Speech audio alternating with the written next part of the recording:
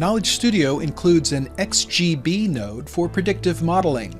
XGB stands for Extreme Gradient Boosting and is often referred to as XGBoost.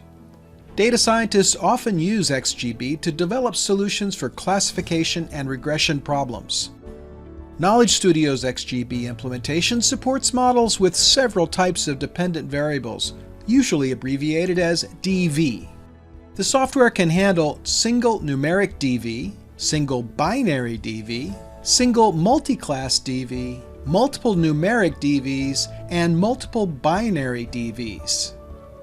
Let's look at how Knowledge Studio's XGB node handles the single numeric DV case first.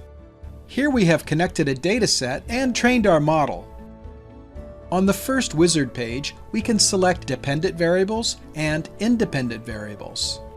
On the second wizard page, we can select hyperparameters for the model, including number of estimators, maximum depth, and learning rate.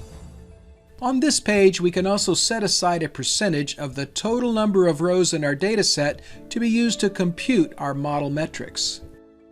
Knowledge Studio automatically generates Python code based on the user selections made on these two wizard pages. Let's review the results. Here we see the dependent variable and the independent variables, as well as maximum error, variance explained, MSE, and MAE metrics for our training and test data. Let's look at the single binary DV node.